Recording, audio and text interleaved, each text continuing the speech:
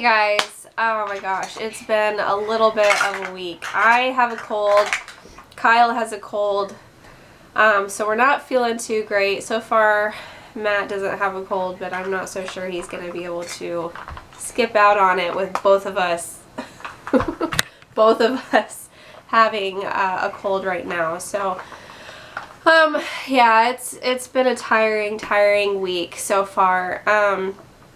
Last week was week 24 for me, so today I turned 25 weeks. There's not a lot going on right now other than I'm feeling a lot of round ligament pain and a lot of stretching, very bloated feeling, and just feeling like my stomach is going to explode.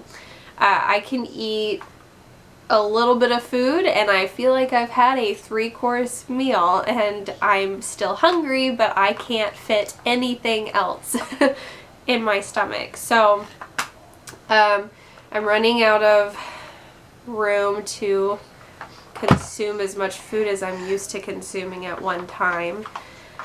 The baby is very low. He is so low that I mainly feel him just as low as I could possibly feel him, and so I'm not really having too much like of a lung crowding issue. I do get out of breath, you know, if I'm moving around a lot without stopping, things like that, but also it's just been very hot here lately, and so I don't know, the heat and the humidity could have something to do with that. But he's been extremely low. I don't remember Kyle hanging out at what I feel like is the absolute bottom of my uterus. But I've also felt him in the top part of my uterus too if I'm sitting at work. So he moves a lot at the same times each day. So whenever I'm at work in the morning, I'll be sitting there, and he moves pretty consistently, I'd say, for the entire time that I'm at work every day. And then when I get home, he's kind of quiet, probably because I'm up moving around. And then he'll be active a lot in the evening time. Especially when I'm getting ready to lay down for bed. And then I wake up with, I'll wake up in the middle of the night, but I'll feel him moving around when I wake up around 1 o'clock and 3 o'clock. So I'm sure that those are times that I will be waking up with him when he is here and wants to eat in the middle of the night. Kyle did pretty much the same thing. I don't remember him waking me up at 1 o'clock when I was pregnant with him, but I do remember me waking up at 3 a.m. with him when I was pregnant. So, but Kyle ate every 2 to 3 hours throughout the night whenever he was born. So I don't know if that really like has anything to do with it or not, but we'll see. Those are just the times that I'm waking up consistently every night. And he moves pretty consistently. So I don't really do kick counts.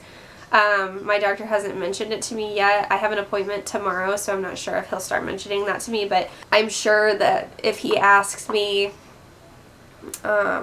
if I'm doing them, I'll just tell him that the baby moves so much that I don't really feel like I have to do that right now.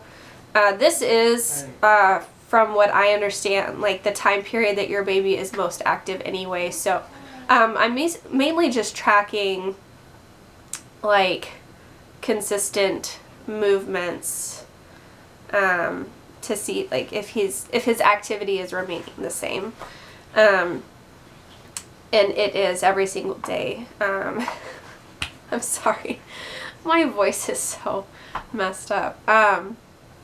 Yeah, so if his activity is consistent every day, then I'm fine. I'm sure that I'll actually be more vigilant with kick counting whenever he starts running out of room and doesn't necessarily like roll around and full on like kick out or punch out, because I know that as they start running out of room and your uterus stops growing so much,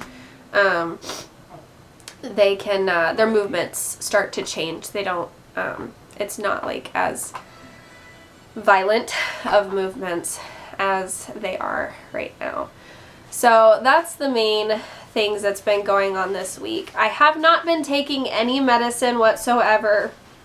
I went to buy some regular Mucinex yesterday at Walmart and they were completely out. So I have been without medicine. I'm going to try to see if I can get some later today. I could kind of get through it, I guess. But I do have a cough. It's a dry cough, but sometimes it's not just a dry cough. So I'm going to see if maybe some Mucinex helps, or I could just wait until tomorrow and ask my doctor what he thinks. But I do use like essential oils, and so whatever I have on hand, I have been just using that to help keep my nasal passage as clear as possible. Vicks Vapor Rub. Mainly what I've been doing with Kyle is using the Vicks Vapor Rub nasal spray for children, and the cold and mucus medicine from Zarbee's for his age. So, and I think he's doing a lot better than I am. He has a lot more energy than I have. He doesn't have a cough. He will cough, but it's not like the kind of cough that I have. He kind of like playfully coughs. So, it's not like a sick cough like what I'm dealing with, which I'm glad. Like I would hate for him to have to be coughing up mucus. I hate saying that. But yeah, anyway, as long as he's doing good, then I'm happy. So my app tells me that for this week, week 25, I can expect pretty much the same kind of growth and development. The baby is now about the size of a cauliflower, about 13.5 inches and weighing anywhere from a pound to a pound and a half. I have several apps that I go off of, and both of them have talked about how the skin is now becoming opaque and less see-through, and that the nostrils are opening up and they're able to start breathing through their nostrils. So they'll just continue practicing their breathing movements. And continuing just growing and putting on fat, and their lungs are starting to develop even more, and just main stuff like that. I feel like this is kind of the boring part of pregnancy. I hate to say that, but I mean, for several weeks you look forward to different things. Like you look forward to your first appointment, your first ultrasound. If you do the gender scan before the anatomy scan like we did, we looked forward to that. Then we looked forward to the anatomy scan at 20 weeks. And now I'm in the middle of the part where there's not a lot going on as far as appointments go. And I'm just kind of in the waiting game of growth and getting to the next major stage of pregnancy. So not this appointment tomorrow, but my next appointment, I will have my glucose test. So that's not really something to look forward to. A lot of people say they hate that part. I didn't mind it per se. With Kyle, when they gave me the drink, it was just like drinking an extremely sweet orange soda. It wasn't bad. It was okay. I mean, I wouldn't sit and try to drink an orange soda in a matter of 5 minutes, which is what you have to do with your glucose drink, but it's bearable. At least for me it was. I know for some people it's just, they just can't do it. Especially if you're still dealing with nausea, I can understand that, but I haven't had nausea for a while, so thank goodness. So anyway, that's basically what's going on. I will let you guys know how that appointment goes, and I will see you in my next video. Thank you so much for watching. Bye.